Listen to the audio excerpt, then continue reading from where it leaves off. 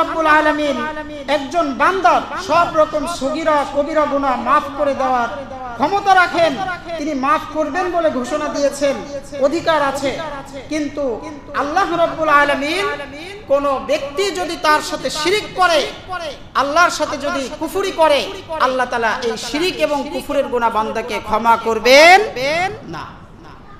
ক্ষমা করার সময় একটা পর্যন্ত আছে। মৃত্যুর আগে যদি সে ক্ষমা চায় তাহলে আল্লাহ তাআলা maaf করে দিবেন। তা না হলে মৃত্যুর পরে হাদিসে শব্দ আসছে গরগরা। কি শব্দ এসেছে? গরগরা শব্দ যখন শুরু হয়ে যাবে, যখন আজরাইলকে দেখবে, তখন আর কোন ব্যক্তির তওবা কবুল হবে না। তো এই ব্যক্তিকে আর কোনো ক্ষমা করা হবে না। তো শিরকের আলোচনা করতেছিলাম, আল্লাহর নবী দ্বিতীয় নসিহত করলেন, কোন বান্দা আল্লাহর সাথে শিরক করবে না।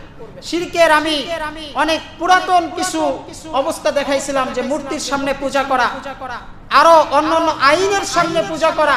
আধুনিক ভাবে বলেছিলাম, কারণ মোবাইলে যদি মেসেজ আসে হা না লিখে দেওয়া, এটাও আধুনিক ভাবে মাথা নত করা। আল্লাহর শক্তি ব্যতীত যত রকম শয়তান এবং তাগুতি শক্তি আছে, যত রকম কুফর এবং শিরকের শক্তি আছে, এই শক্তির পক্ষে কথা বলা, স্লোগান দেওয়া, তাদেরকে শক্তি যোগান দেওয়া, এই সবগুলো কুফর এবং শিরকের অন্তর্ভুক্ত। ঠিক কিনা? এটা হলো হক কথা। এটা যদি আমি না বলি, কিয়ামতের ময়দানে আগুনের কাইচি দিয়ে আমার জিহ্বা কাটা হবে। এই মেম্বার আল্লাহর নবী সাল্লাল্লাহু আলাইহি ওয়াসাল্লামের দেওয়া আমানত। এখানে বসে হিকমতের সাথে কোরআন সুন্নাহর সহি কথাগুলো, হক কথাগুলো সুন্দর করে উপস্থাপন করতে হবে। দাওয়াতের কথাগুলো নরম সুরে বলতে হবে, আর আল্লাহর হুকুমের কথাগুলো বজ্র কণ্ঠে বলতে হবে। ঠিক কিনা? দলিল মুসলিম শরীফের হাদিস, আল্লাহর নবী সাল্লাল্লাহু আলাইহি ওয়াসাল্লাম বলেন, সাহাবী বর্ণনা করতেছেন, আল্লাহর নবী যখন আল্লাহর আইনের কথা আলোচনা করতেন, তখন তার গলার আওয়াজ উঁচু হয়ে যেত। গলার আওয়াজ কি হয়ে যেত? উঁচু হয়ে যেত। যখন আল্লাহর নবী ইসলামিক আইন এবং কোরআনের শাসনের কথা বলতেন, আল্লাহর কথা বলতেন, তখন তার গলার আওয়াজ উঁচু হয়ে যেত, চোখ লাল হয়ে যেত।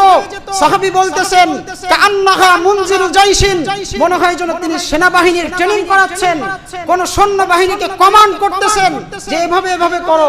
ট্রেনিং করাইলে যেমন জোরে জোরে আওয়াজ দিতে হয়, এইভাবে করে সাহাবী বলতেছেন, আল্লাহর নবী আল্লাহর হুকুম এবং আইনের কথা বললে এভাবে বলতেন। আর কোরআন থেকে আমরা পাই, উদউ ইলা সাবিলি রাব্বিকা বিল হিকমা ওয়াল মাউইজাতিল হাসানা। এটা হলো উদউ, মানে দাওয়াত দাও। সবাই বলেন বাংলায় কি দাও? দাওয়াত দাও। দাওয়াতের কাজ যেটা, এটা বলতে হবে নরম কণ্ঠে। যেমন আমরা যখন আপনাদেরকে মিসওয়াক করলে কি সওয়াব হবে, ওযু করলে ওযুর আগে পরে দোয়া শোনায়, খুব সুন্দর করে বলে। অনেকে কান্নাকাটি করে সুন্দর করে উপস্থাপন করে। মা বাবার খেদমতের কথা সুন্দর করে বলে। দান সদকা করলে এগুলো ফজিলাত, নফল, অতিরিক্ত করলে অনেক সওয়াব আল্লাহ তাআলা তাদেরকে দিবেন। কিন্তু কোরআন সুন্নাহর আইনের কথা যখন আসবে, তখন এভাবে বললে আর হবে না। কোরআনের ভিতরে নরম কথা আছে, গরম কথা আছে। আল্লাহর আইনকে বলা হয় ফরজ। সবাই জবান দিয়ে বলেন, আল্লাহর আইনকে কি বলা হয়? ফরজ।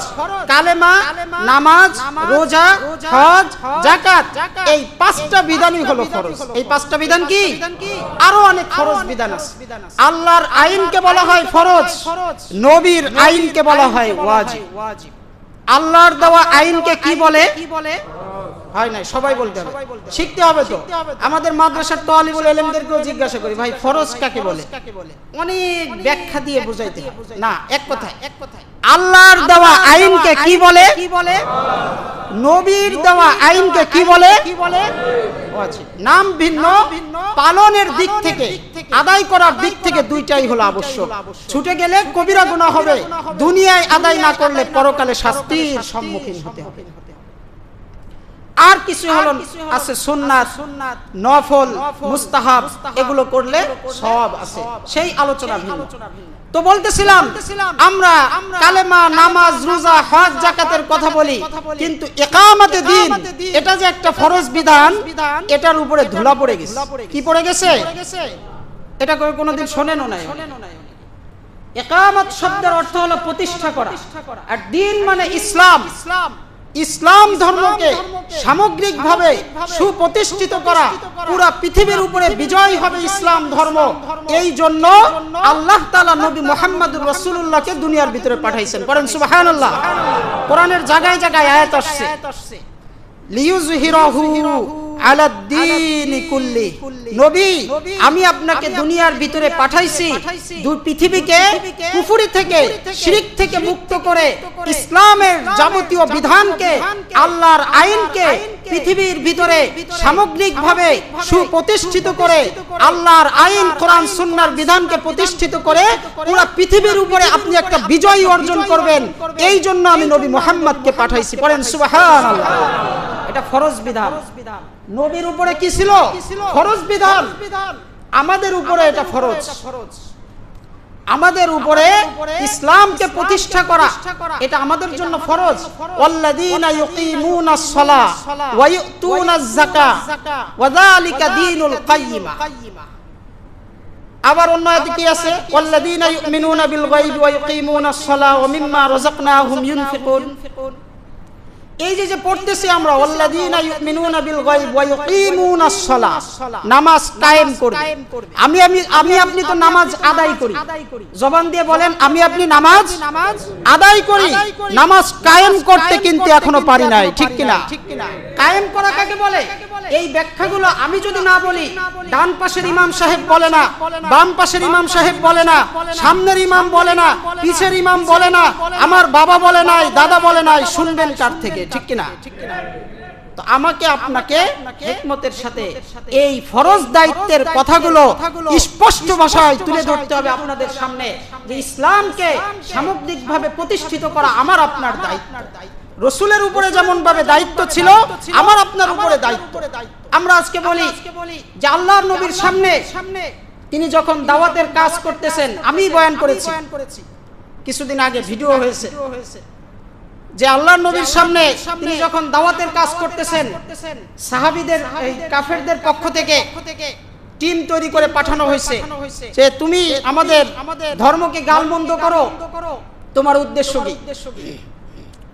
তোমার যদি সামাজিক নেতা হওয়ার উদ্দেশ্য থাকে তাহলে আমাদেরকে বলো, যদি রাষ্ট্রীয় নেতা হতে চাও তাহলেও আমাদেরকে বলো, যদি সম্পদ প্রয়োজন হয় তাহলে আমাদেরকে বলো, যদি সুন্দরী নারীর প্রয়োজন হয়, যে মেয়েদেরকে তুমি বিবাহ করতে চাও তাহলেও আমাদেরকে বলো।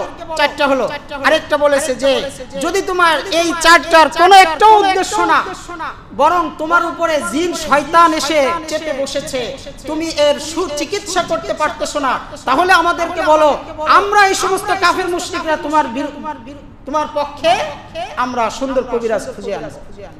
এই ঘটনা, এই ইতিহাস, এগুলো দিয়ে আমরা ভুল বুঝি, মনে করি যে নবীর সামনে নবী কি উত্তর দিয়েছেন যে আমার এক হাতে সূর্য এনে দেওয়া হলে, চন্দ্র এনে দেওয়া হলে, স্বর্ণের পাহাড়ও যদি এনে দেওয়া হয় তাহলেও আমি এগুলোর লালসা করি না। তার মানে তার ভিতরে দুনিয়ার লোভ ছিল না, ক্ষমতার লোভ ছিল না। ক্ষমতা, লোভ এক জিনিস, আর ইসলামকে সুপ্রতিষ্ঠিত করা, ইসলামকে পুরো পৃথিবীর ভিতরে দাওয়াতের মাধ্যমে, সংগ্রামের মাধ্যমে ছড়িয়ে দেওয়া, সেটা ভিন্ন জিনিস, ঠিক কিনা? ক্ষমতা এক জিনিস, ক্ষমতা পেয়ে চুরি, লুণ্ঠন, গুম, খুন, অত্যাচার, খুন, রাহাজানি শুরু করে দিলাম।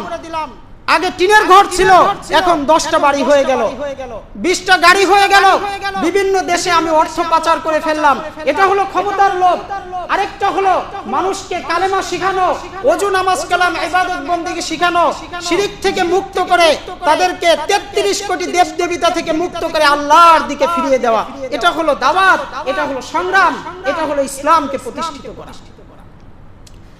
নামাজ আমরা কায়েম করতে পারি নাই, যাকাতের বিধান কায়েম করতে পারি নাই, আমরা যারা ইসলামের কাজ করি, আলেম বলেন আর আলেম ছাড়া অন্য মানুষদেরকে বলেন, যদি আমি আপনি এই ব্যাখ্যা না জানি, তাহলে যদি আমি 5 বছর যদি কোনো আলেমের সোহবতে পড়ে থাকি, যদি কোনো আলেমের পরামর্শে দেশে বিদেশে দাওয়াতের কাজ করি, যদি কোনো আলেমের পরামর্শে যদি মসজিদে পড়ে থাকি, তাহলে আমরা নিজেকে বড় আবেদ মনে করি, নিজে বড় ইবাদত গুজার হয়ে গেছি যে আলেমের পরামর্শে আমি মসজিদে থাকি, আলেমের পরামর্শে তার সোহবতে থাকি, আলেমের পরামর্শে কালেমার দাওয়াত নিয়ে দেশে বিদেশে আমি ভ্রমণ করি। শুধুমাত্র এতটুকুই ইসলাম এবং সাহাবীদের কাজ ছিল না। ইসলামকে প্রতিষ্ঠিত করতে হবে। এটা কিভাবে হবে? ইসলামের কথা যখন বলা হবে, মেম্বার থেকে বলা হবে আজকের থেকে প্রত্যেকটা মানুষ নামাজ পড়বে, তো কোনো একটা মানুষ নামাজের সময় বাইরে থাকবে না। মেম্বার থেকে বলা হবে যে পর্দার বিধান সুপ্রতিষ্ঠিত হলো, কেউ পর্দা ছাড়া বের হতে পারবে না, কেউ আজকে এবছর যাকাত না দিয়ে আর থাকতে পারবে না। যাদের উপরে হজ ফরজ হয়েছে, জরিপ চালানোর পরে তাদের অবশ্যই হজ করতেই হবে, এটা আল্লাহর বিধান। যদি তারা ভঙ্গ করে তাদেরকে বোঝানো হবে এবং পরবর্তীতে তাদেরকে শাস্তির আওতায় আনা হবে। কিন্তু এই শক্তি আমাদের এখন অর্জন হয়নি। ইসলামের এই শক্তি এখনো অর্জন হয় নাই যে সবাই পর্দার পক্ষে কথা বলবে, কালেমা, নামাজ, রোজা, হজ, যাকাত সহ যাবতীয় বিধানকে সমন্বিত সুপ্রতিষ্ঠিত করার জন্য কথা বলবে। এই শক্তি এখনো ইসলামের অর্জন হয় নাই। এই শক্তি অর্জন করা, এর পক্ষে কথা বলা প্রত্যেকটা মুমিন মুসলমান নর নারীর উপরে ফরজ। এটা ইকামতে দ্বীন 25 নম্বর পারা 3 নম্বর পৃষ্ঠা। আল্লাহ বলেন,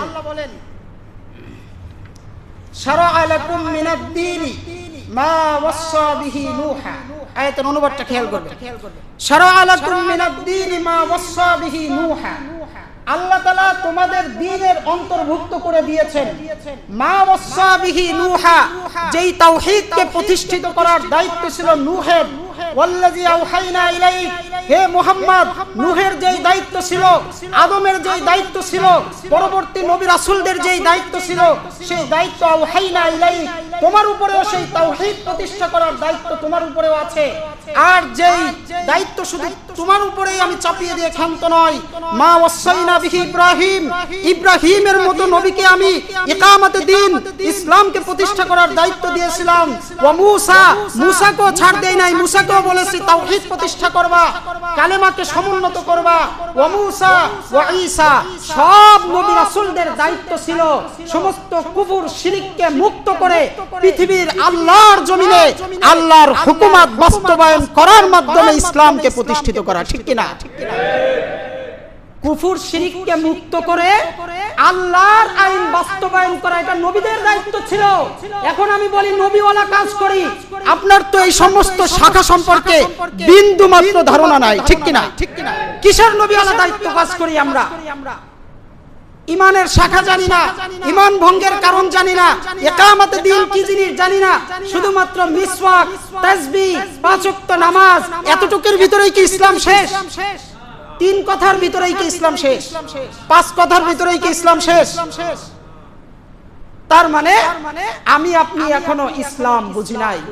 ইসলাম যদি ভালোবাসা থাকতো, ইসলামের প্রকৃত ভালোবাসা যদি থাকতো, তাহলে প্রত্যেকটা ব্যক্তি এতটুকু বলতে পারে না যে আনা মিনাল মুসলিমিন, আমি একজন মুসলমান।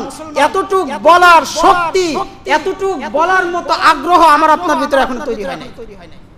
যখন বিপদ আসে তখন শুধুমাত্র আনা মিনাল মুসলিমিন, আমি একজন মুসলমান, এতটুকু পরিচয় দিতেও মানুষ চায় না।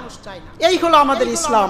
কচু পাতায় পানি যেমন করে টলে বল, এই জামানার ইমান যেন তেমনই দুর্বল। ঠিক কিনা? কচু পাতার পানি টলবল করে নড়তেছে। ইমান আমাদের এমন, একটু সমস্যায় পড়ছি, একটু টাকা পয়সায় সংকট, খ্রিস্টানদের দরবারে হাজির, সুদের দরবারে হাজির। কিসের মুসলমান হলাম? এজন্য আমি শুরুতে কবিতা পড়ছি, হাম মুসলমান হাই মগর হামে মুসলমানি নেহি, হামে ঈমান হাই মগর হাম মুমিনে কামিল নেহি। আমরা মুসলমান, ভিতরে মুসলমানিত্ব এখনো আসে নাই। আমরা মুমিন, কিন্তু ইমানের লেশ মাত্র আমাদের ভিতরে নাই। যদি থাকতো তাহলে ইমান শিক্ষার জন্য যদি আমি ডাক দেই সবাই ঝাঁপাই পড়তেন, কিন্তু কেউ আসে না। কোরআন শিক্ষার জন্য যদি ডাক দেওয়া হয়, ইমাম সাহেব মুয়াজ্জিন সাহেব বসতে বলা হয়, কেউ আসে না। কতবার এই মসজিদে ঘোষণা হয়েছে ইশার পরে সময় দেন, ইমান শিখি, কোরআন শিখি, কেউ নাই। যদি আমরা শুধুমাত্র নামাজ কালাম ইবাদত বন্দেগী এতটুকু না শিখি, তাহলে পুরো পৃথিবীর ভিতরে ইসলামিক আইন সামগ্রিকভাবে প্রতিষ্ঠা করার এই মানসিকতা তো আমাদের ভিতরে কোনোদিনও আসবে না। ওই যে বললাম, অনেকে হয়তো আজকে প্রথম শুনতেছি, ইসলাম মানে বুঝতাম পবিত্রতা অর্জন করা, জিলাপি খাওয়া, মিলাদ করা, নবীর নামে দুরূদ পড়া, মিসওয়াক করা, ঘরে ঢুকে সালাম দেওয়া, এতটুকু হলো ইসলামের ভিতরে শেষ। অথচ কেউ যদি জিনা করে তাহলে তাকে শাস্তির আওতায় আনতে হবে। নবী রাসূলরা দাওয়াতের কাজ করার পরে, মক্কা বিজয় হয়ে যাওয়ার পরে, এরপরে তো শুধু হাদিয়া আসতেছিল। সাহাবায়ে কেরামের বিজয় এসে গেছে। যেই সাহাবী হযরত আবু হুরায়রা বলেন যে আমি না খেয়ে পড়ে থাকতাম রাসূলের দরবারে, মানুষ মনে করত আমার মৃগের রোগ হয়েছে, তৎক্ষণাৎ ট্রিটমেন্ট ছিল যে গলায় পাড়াইতে হবে, অন্যরা সবাই গলায় পাড়াইতো, সে সুস্থ হয়ে যায়। সেই সাহাবায়ে কেরামের বাড়ি গাড়ি হয়ে গেছে, রেশমি কাপড় দিয়ে নাক মুছে ফেলে দিচ্ছেন, বলতেছে আহ বাহ বাহ, যেই সাহাবীরা এক সময় খাইতে পারে নাই, আজকে তারা রেশমি দামি কাপড় দিয়ে নাক মুছে টিস্যু হিসেবে ব্যবহার করে ফেলে দিচ্ছে। বিজয় এসে গেছে, এমন সময় কোনো আর বাধা বিপত্তি ছিল না। তারপরে নবী এবং সাহাবীরা সারা বিশ্বের সমস্ত রাজা বাদশা, কাফের, মুশরিক, মুরতাদ, বেঈমান, নাস্তিকদেরকে বলেছেন যে আপনি এবং আপনার অনুসারীরা সবাই মিলে কালেমা পড়েন, মুসলমান হন, সুদ ভিত্তিক এই ব্যবস্থা ছেড়ে দেন, অর্থনীতি, কুফরি অর্থনীতি ব্যবস্থা ছেড়ে দেন, কুফর শিরিকের ভিতরে যেই সমস্ত শিক্ষা ব্যবস্থা আছে এগুলোকে ছেড়ে দেন, ছেড়ে দিয়ে ইসলামের শাসনে আসে। এখন যদি আমি প্রশ্ন করি ইসলামী হুকুমত কাকে বলে, কেউ বলতে পারবে না। এই আইনগুলো, এই কথাগুলো অনেক দুঃখ বেদনা নিয়ে বলতেছি, অন্তরের ভিতরে রক্তক্ষরণ হয়। কোন আলেম এই সব বিষয়ে আলোচনা করতে চায় না যে একটু পরে যদি পিছন থেকে যদি গদি সরে যায়। কিন্তু আমি বিশ্বাস করি আল্লাহ তাআলা যেখানে যে কয়দিন রিজিক রেখেছেন সেইখানে সেই কয়দিন আল্লাহর কথা বলে থাকা সম্ভব, ঠিক কিনা? তো বলতেছিলাম, সংক্ষেপে কথা শেষ করে দিই। ইসলামী হুকুমত, ইসলামী খেলাফত, ইসলামী শাসন ব্যবস্থা তিন কথার ভিতরে শামিল। কয় কথার ভিতরে শামিল? তিন কথার ভিতরে শামিল। ইকামতে দ্বীন তিন কথার ভিতরে শামিল। এক নাম্বার হলো ইসলামী অর্থনীতি ব্যবস্থা। ইসলামী কি ব্যবস্থা? অর্থনীতি ব্যবস্থা। এই যে লেনদেন, যত কিছু আমরা টাকা পয়সা রাখি, জমা রাখি, নেই দেই, লেনদেনটা রাষ্ট্রীয়ভাবে ইসলামী অর্থনীতি ব্যবস্থা হবে, এক নাম্বার। দুই নাম্বার হলো ইসলামিক আইন ব্যবস্থা। ইসলামিক কি ব্যবস্থা? আইন ব্যবস্থা। বর্তমান সময়ে যে সমস্ত আইন আছে, এই আইন